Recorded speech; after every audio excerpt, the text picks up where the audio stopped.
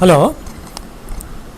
In this video we will be seeing a numerical problem in physics that came in JEE Advanced 2013. Okay, this is the problem. Two non-conducting spheres of radii r1 and r2 and carrying uniform volume charge densities plus rho and minus rho respectively are placed such that they partially overlap as shown in the figure. At all points in the overlapping region, the diagram is given here and there are four options. Option A, the electrostatic field is 0. Option B, the electrostatic potential is constant. Option C, the electrostatic field is constant in magnitude. Option D, the electrostatic field has same direction. JEE Advanced 2013. We have to now see how to solve this problem. First, it is given non-conducting spheres. This is one non-conducting sphere, another non-conducting spheres. The radius r1 for this, r2 for this given.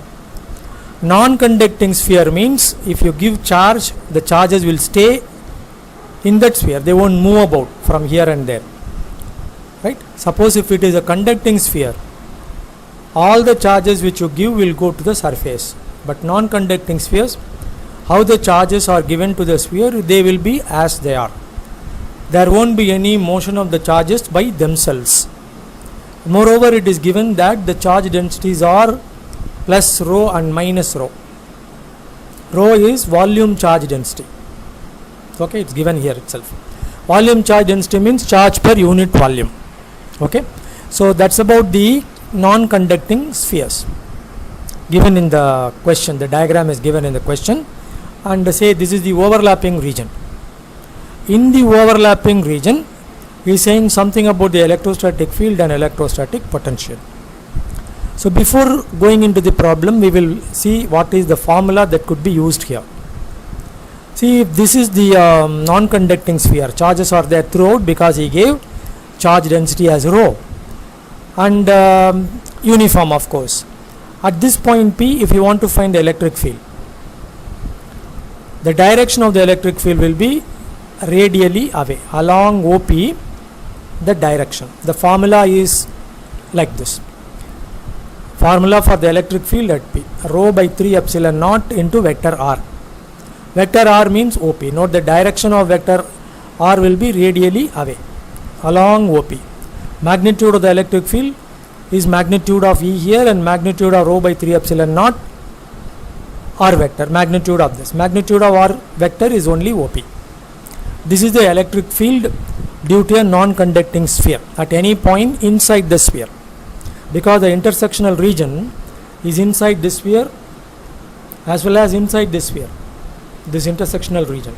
We are going to talk about the electric field in the overlapping region. That's what is this I told as intersectional region, or you can even say the overlapping region. Formula for electric field inside is this: rho by 3 epsilon naught R vector. R vector has got a magnitude OP, direction radially away. Then what about the potential at P? Potential at P is given by this formula in this form. Okay, V is equal to rho by 2 epsilon naught R squared minus rho by 6 epsilon naught small r squared. We will use these two things to address this problem. Okay, we have to consider some arbitrary point at P, find the electric field at P due to this using this formula. Why do we say this electric field is radially away? Because it is having positive charges. Suppose if it is having negative charges as this, then it will be radially inward. Of course, electric field is given by this. In that case, R vector will be radially inward. If it is having negative volume charge density, automatically it will be minus. Rho should be replaced by minus rho. Then minus will join with this R vector. R vector is radially away, means minus R vector will be radially inward. Potential, of course, no direction, scalar. So it will be given by the same formula. Corresponding R you have to use, small r you have to use for this. So we will proceed further. This is the question. Now we see this. electric field at P. You just take some arbitrary point at P in the intersectional region or overlapping region. Electric field at P due to this non-conducting sphere, E1, call it as E1, rho by 3 epsilon naught O1P. At this point, magnitude is rho by 3 epsilon naught, magnitude of O1P. Direction will be radially away. That you construct the vector E1. Right? E1 has got a magnitude which is equal to magnitude of this. Direction will be radially away. So you can say that the length of this, magnitude of this, or the length of this arrow E1 representing the electric field E1 will be equal to O1P. O1P. Similarly, at P, electric field due to this, it will be radially inward for this non-conducting sphere. Right? That is given by this E2, rho by 3 epsilon naught PO2 vector, radially inward. Because direction is mentioned separately here, I am not putting minus rho here, because direction is given PO2. Right? So, in this case it is PO2 means towards this O2. Magnitude of this PO2 will be O2P or PO2. Right? That is magnitude of the electric field E2. That is this one in this place. So this is E2. Not this E2 is written here, but this is only E2. This is E1. This is E2. PO2 is E2. Right? Just consider this close to this PO2. Right? Now you have to find resultant. Use principle of superposition.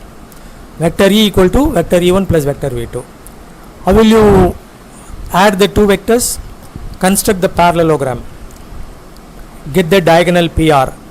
Diagonal PR will give you both in magnitude and direction net electric field. But PR will be equal to O1 O2, or even you can say the other way around. O1 O2 will be equal to PR. We have to add these two vectorially. So according to the principle of superposition, E equal to E1 plus E2 vector wise. But E1 we already have shown rho by 3 epsilon naught O1P. E2 rho by 3 epsilon naught PO2. See the arrows. They have to be added. Rho by 3 epsilon naught common. O1P plus PO2. O1P plus PO2. If you apply law of triangular vector addition, you will get O1 O2. It is easier if you apply law of triangular vector addition here. So O1 O2. But O1 O2 is the distance between the two centers, which is constant. Right? But the actual vector will be this one. These two are equal vectors. This is a resultant vector. PR is the resultant vector. That will be equal to O1 O2. PR will be equal to O1 O2, but O1 O2 is distance between the two centers, which is constant wherever you consider the point P. If you consider the point P somewhere down, here, everywhere, within the overlapping region, the final expression is this, rho by 3 epsilon naught O1 O2 or PR, but PR, we won't feel what that PR is. So you can just take O1 O2. They are same equal vectors. Two vectors can be equal if their magnitudes are equal and the directions are equal. So O1 O2 is constant, therefore PR is constant. So magnitude of the electric field is constant, given by this. PR is O1 O2. Rho by 3 epsilon naught O1 O2. That magnitude is constant.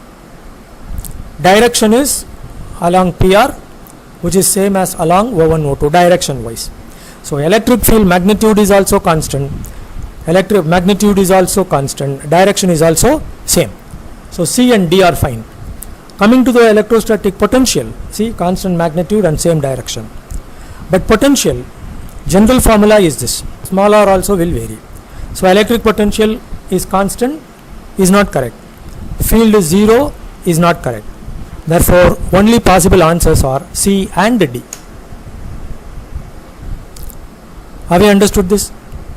Thank you. Once again, thank you.